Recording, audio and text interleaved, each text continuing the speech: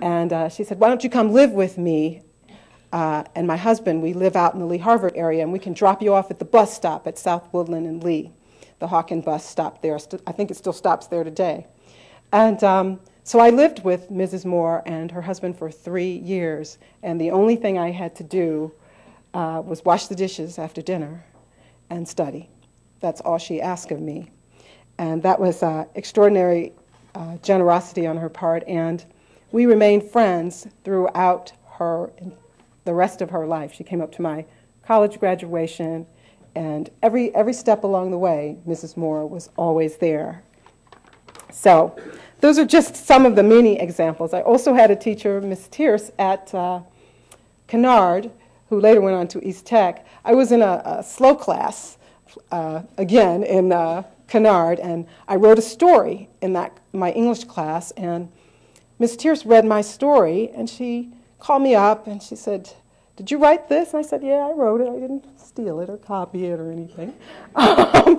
And she had me take a little test after that, and after I took the test, I was placed in a higher level section. That's what they were called back in those days. And I think, had not Miss Tierce kind of caught me there, I don't know where I would have landed.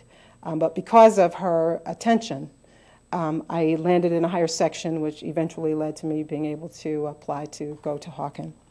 So there were many, another good characteristic of a good teacher is attention, attention and believing that children can learn. So I am very grateful to those teachers to this day. And as I set out to write this memoir, which was by accident, I can explain that later, I began to feel really happy about being able to tell the world about these wonderful teachers that I have had in good old Cleveland schools. So I go on to East 147th, still looking for my dad, and I get pretty close, and I finally arrive at his apartment, and we have a rather cool reception, and he recognizes me, and I think it just barely recognizes me, and he sits and I tell him about my scholarship, and he's amazed. Well, that sure is something, Sugar Babe. That was my nickname. He beamed that smile at me. I always knew you were the smart one, the way you used to ask me questions all the time. He was right. I sure was the smart one. He smoked some more of his Lucky Strikes, blew some rings toward the ceiling, and then glanced over at me, and everything was quiet. And that bored, distant look seeped over my father's face again. What's that you got all lumpy in that purse, Sugar Babe? He asked. Look like you carrying around a load of bricks. Those are my books I'm reading for the contest. What contest? He asked. Maybe he really was kind of interested in me. Me and my friend Desiree Kincaid, we entered a contest at the Woodland Branch Public Library. Whichever team wins the most books in 6 weeks and writes the best reports on them will win 2 tickets to see Al Green in concert at Blossom Music Center. I started to add that Al Green was sexy and his songs made me tingle in the hip area. But I discerned that this would not be an appropriate thing for an outstanding young lady to say on her first visit with her father. It might be too sophisticated for him. What book you reading, Sugar Babe? He asked. You want to see him? I unzipped, unsnapped, and unbuckled my vinyl purse.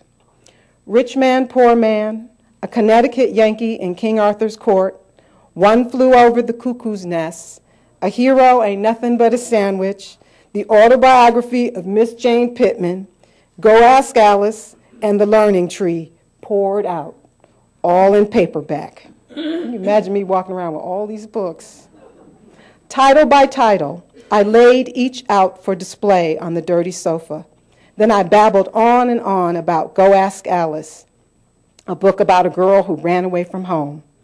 I think she takes dope, I explained. And on about how Cuckoo's Nest was about a man who got put in a crazy house by accident.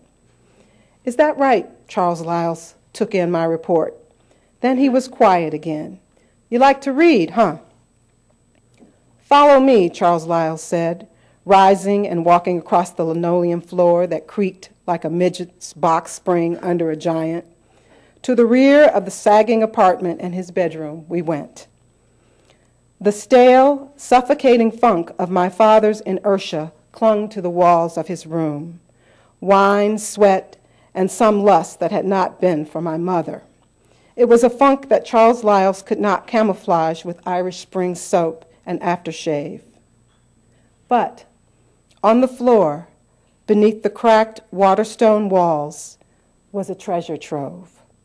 Books and books and books lined up along the baseboard. They traveled the length of the wall, turned the corner, and continued on down the adjacent wall.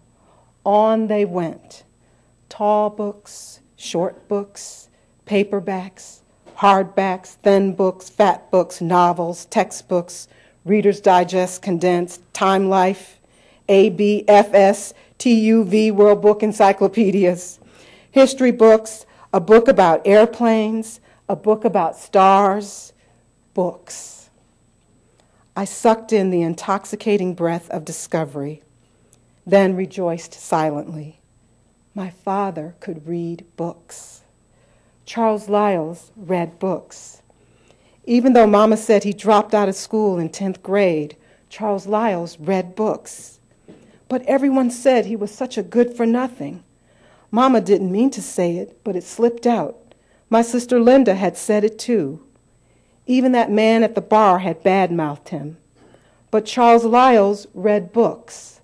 How could someone who read so many books be bad? So that was my discovery of my father's great intellectual thirst that I think was the bridge to carry me over to Hawken.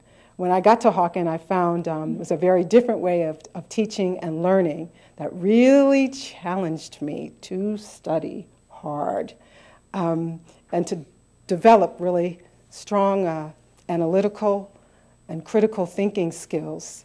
And had I not, I think, spent that summer, I went for a few more visits with my father and taken a couple of his books. He gave me the biography of Hirohito and Winston Churchill to read. He was almost sort of an expert on World War II, the history of World War II, and kind of quizzed me on what I read in those books. And I think if I had not shared that experience with him and really gotten a grasp of that kind of deep, rich learning, I think I might have been intimidated when I did make it to Hawken, and I might have backed away from an experience that ultimately changed my destiny.